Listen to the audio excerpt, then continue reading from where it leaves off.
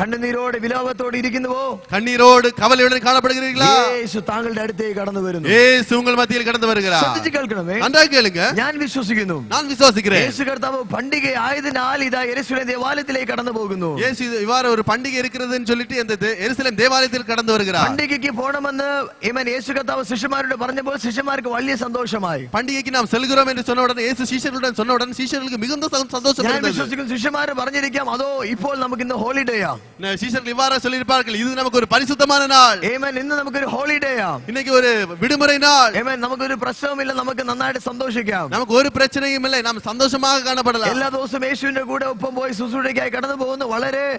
വളരെ പ്രയാസപ്പെട്ട് രാവിലെ മുതൽ വൈകുന്നേരം വരെ നടന്ന് അനേകർക്ക് വിടുതലായി ശുശ്രൂഷിക്കുന്നു. എന്നാൽ ഇന്ന് ഹോളിഡേ ആയിരിക്കുന്നു. இயேசுவோடு கடந்து சென்ற ஊழியத்திலே இவ்வாறாக காலையிலிருந்து மாலை வரையும் ஊழியத்திலே இவ்வாறாக மிகுந்த கஷ்டத்துடன் காணப்படுகிற அந்த சீஷர்களுக்கு இப்பொழுது பண்டிகை என்று சொல்லும்போது இவர் மிகுந்த சந்தோஷம். വളരെ സന്തോഷത്തോടെ യേശുവിന്റെ പിന്നാലെ അവർ കടന്നു പോവുകയാണ്. மிகுந்த சந்தோஷத்துடன் இயேசுக்கு பின்னால் அவர்கள் கடந்து செல்கிறார்கள். ശ്രദ്ധിച്ചു കേൾക്കണമേ. நன்றாக கேளுங்கள். എല്ലാവരും ഉത്സവത്തിൽ പങ്കെടുക്കുവാൻ വേണ്ടി കടന്നുപോയി. எல்லாரும் பண்டிகைக்கு பங்கெடுக்கிறதுக்காக கடந்து போகிறார்கள். To enjoy, to take part in the feast, everybody went. அதாவது அவர்கள் அந்த பண்டிகையை மகிழ்ச்சியுடன் கொண்டாட வேண்டும் என்கிற நோக்கத்தில் செல்கிறார்கள். സന്തോഷത്തോടെ ആനന്ദത്തോടെ ആയിരിക്കാൻ അതിലെപ്പോഴും സന്തോഷിക്കുവാൻ വേണ്ടി ആഗ്രഹിച്ചുകൊണ്ട് അതിന്റെ ഒരു പങ്കായി തീരുവാൻ വേണ്ടി ഇതാ ശിഷ്യന്മാർ യേശുവിനൊപ്പം കടന്നു പോവുകയാണ്. இங்க சீஷர்கள் என்ன செய்கிறார்கள்? ஆனந்தமாக சந்தோஷமாக இதை கொண்டாடுவதற்காக இயேசுவின் பின்னாலே சீஷர்கள் செல்கிறார்கள். கையிலில்லாத பணமெல்லாம் கடன் வாங்கி அவரிதா கடந்து போവുകയാണ്. കാരണം അവിടെ പോയി അതെല്ലാം വാങ്ങണം, ഇത് കാണണം, അത് കാണണം എന്നെല്ലാം പ്ലാൻ ചെയ്ത് അവരിതാ கடந்து പോകുന്നു. கையிலே காசு இல்லாதவங்களும்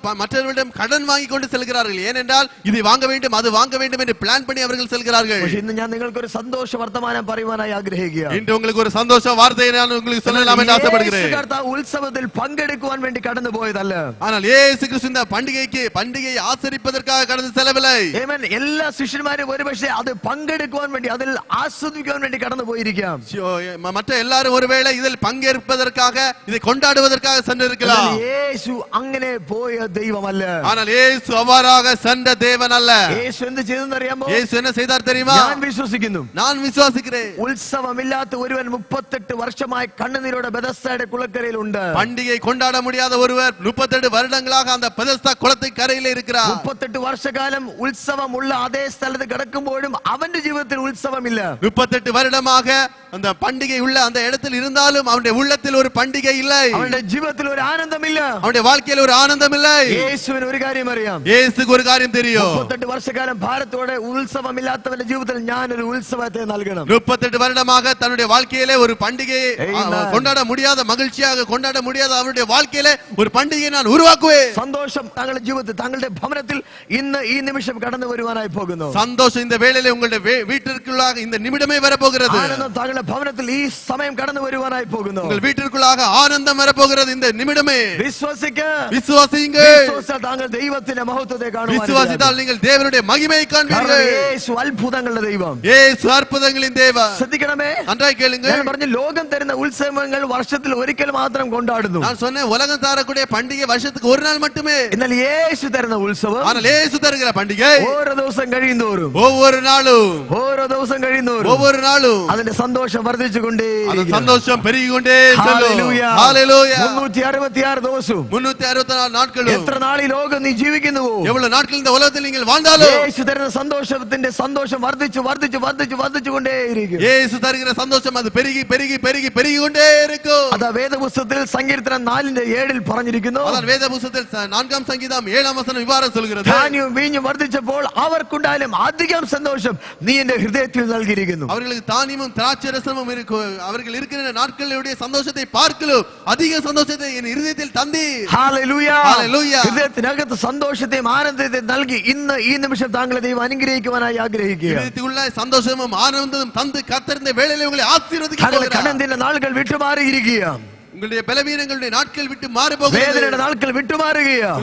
பலவீன நாட்கள் விட்டு மாற போகிறது. സന്തോഷത്തിന്റെ നാളുകൾ താങ്കളുടെ ജീവിതത്തിലേക്ക് സ്വർഗ്ഗം നൽകുകയാണ്. சந்தோஷத்தின் நாட்களை கர்த்தர் உங்களுடைய வாழ்க்கையில தர போகிறார். യോഹന്നാന്റെ സുവിശേഷം 16-ാം അധ്യായം 20-ാം വാക്യം പറഞ്ഞിരിക്കുന്നു. யோவான் சுவிசேஷம் 16ஆம் அதிகாரம் 20ஆம் வசனம் இவ்வாறு சொல்கிறது. നിങ്ങളുടെ ദുഃഖം സന്തോഷമായി മാറും. உங்கள் துக்கம் சந்தோஷமாய் மாறும். നിങ്ങളുടെ ദുഃഖം സന്തോഷമായി മാറും. உங்கள் துக்கம் சந்தோஷமாய் மாறும். വിശ്വസിക്കുക. விசுவாசியுங்கள். ഈ നിമിഷം താങ്കളുടെ ദുഃഖത്തെ ദൈവം സന്തോഷമാക്കി മാറ്റുക. இந்த நிமிடம் உங்கள் துக்கத்தை கர்த்தர் சந்தோஷமாய் மாற்ற போகிறார். പരിശുദ്ധാത്മാവിന്റെ കരം താങ്കളുടെ ജീവിതത്തിൽ വെളിപ്പെടുകയാണ്. പരിശുദ്ധാത്മാവിന്റെ കരം ഉങ്ങളുടെ வாழ்க்கையில் வெளிப்பட போகிறது. Hallelujah. Hallelujah. സെൽവകുമാർ എന്നൊരു വ്യക്തിയെ പരിശുദ്ധാത്മാവിനെ കാണിക്കുന്നു. செல்வகுமார் என்கிற நபரை பரிசுத்த ஆவியானவர் இந்த வேளையில் காண்பிக்கிறார். സെൽവകുമാർ എന്നൊരു വ്യക്തിയെ പരിശുദ്ധാത്മാവിനെ കാണിക്കുകയാണ്. செல்வகுமார் என்கிற நபரை பரிசுத்த ஆவியானவர் இந்த வேளையில் காண்பிக்கிறார். താങ്കളുടെ ഉദ്യോഗം ഒരു ഡ്രൈവർ ജോലിയാണ്. உங்களுடைய வேலை ஒரு டிரைவர் வேலை. പല ഉദ്യോഗത്തിലും കടന്നു പോയിട്ടും താങ്കൾക്ക് അതിൽ ഉയരുവാൻ കഴിയുന്നില്ല. அநேக வேலைகளுக்கு நீங்கள் கடந்து சென்றாலும் அதில் ஒரு உயர்வு உங்களுடைய வாழ்க்கையில் காணப்படவில்லை. ഡ്രൈവ് ചെയ്യാന്നെല്ലാം പറഞ്ഞ് പല സ്ഥലങ്ങളിൽ കടന്നു പോയി എല്ലായിടത്തും നിരാശ മാത്രം അനുഭവിക്കുന്നു.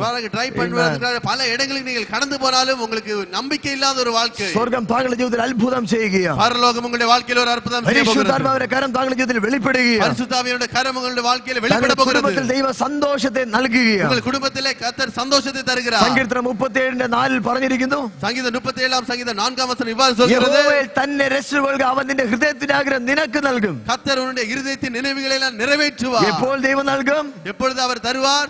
ദൈവത്തിൽ തന്നെ രസിക്കുമ്പോൾ, கர்த்தரை மாத்திரம் ஏற்றுக்கொள்ளும்போது, യഹോവയിൽ തന്നെ നീ രസിച്ച് ദൈവത്തിൽ കളി കൂറുമ്പോൾ ദൈവം അത്ഭുതങ്ങൾ ചെയ്യുവാനിടയാകും. கர்த்தரை மாத்திரமே பற்றிக்கொண்டு அவருக்குள் களி கூறும்போது இவ்வாறு நடக்கும். വചനം പറഞ്ഞിരിക്കുന്നു, வசனம் சொல்கிறது, യഹോവയിൽ ആശ്രയിക്കുകയും യഹോവ തന്നെ ആശ്രയമായിരിക്കുകയും ചെയ്യുന്നവൻ ഭാഗ്യവാൻ. கர்த்தரையே தன்னுடைய தெய்வமாக கொண்டிருக்கிற ஜனம் பாக்கியம் உள்ளது. விசுவாசிங்க. യേശുവിന്റെ കരം താങ്കളുടെ ജീവിതത്തിൽ നന്മയ്ക്കായി വെളിപ്പെടും. இயேசுவின் கரம் உங்களுடைய வாழ்க்கையில் நன்மைக்காக வெளிப்பட போகிறது. കർത്താവിന്റെ കരം വിടുതലിന്റെ കരം താങ്കളുടെ ജീവിതത്തിൽ കടന്നു വരുവാനായി പോവുകയാണ്. கர்த்தருடைய விடுதலின் கரம் இந்த வேளையில் உங்களுடைய வாழ்க்கையில் வெளிப்பட போகிறது. വേദപുസ്തകം പറഞ്ഞിരിക്കുന്നു, യെശയ്യാപ്രവചനം 59:1 വാക്യം. வேத புத்தகம் விவரம் சொல்கிறது. ஏசாயா 59 அதிகாரம் 9 வசனம். അതിന്റെ 1 வசனம். വേദപുസ്തകത്തിൽ ഇപ്രകാരം പറഞ്ഞിരിക്കുന്നു. இவ்வாறாக வேத புத்தகம் சொல்கிறது. യെശയ്യാപ്രവചനം 59:1 വാക്യം. ஏசாயா தீர்க்கதரிசன புத்தகம் 59 அதிகாரம் 1 வசனம். രക്ഷിപ്പാൻ കഴിയാതെ യഹോവയുടെ കൈ കുറുകിയിട്ടില്ല. രക്ഷിക്ക കൂടാതെപടിക്ക് കർത്തരുടെ കരം കുറുകി പോകവില്ല. നമ്മുടെ പ്രാർത്ഥനയുള്ള യാതൊരു കേൾപ്പാൻ കഴിയാതെ അവിടുത്തെ ചെവി മന്ദമായിട്ടുമില്ല.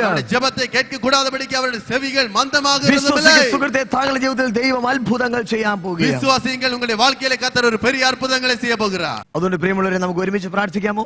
ஆகவே பிரியமானவர்களே, நாம் ஒருமித்து ஜெபிப்போமா? യേശുവിന്റെ കരം താങ്കളുടെ ജീവിതത്തിൽ കടന്നു വരുവാനിടയാകും. യേശുവിൻ കരം ഉങ്ങളുടെ வாழ்க்கையில் வெளிப்பட போகிறது. 38 വർഷക്കാലം ഭാരത്തോടെ വേദനയോടിരുന്ന വ്യക്തിയുടെ ജീവിതത്തിൽ കർത്താവ് സ്വാതന്ത്ര്യത്തെ അയക്കുവാനായി കടന്നു വന്നതുപോലെ താങ്കളുടെ ജീവിതത്തിൽ ഇന്ന് അത്ഭുതം ചെയ്യുവാനിടയാകും. 38 வருஷமாக வியாதியுடன் பாரத்துடன் கவலையுடன் காணப்பட்ட அந்த நபருடைய வாழ்க்கையிலே கர்த்தர் ஒரு அற்புதத்தை செய்வாரானால் உங்களுடைய வாழ்க்கையிலும் செய்யக்கூடும்.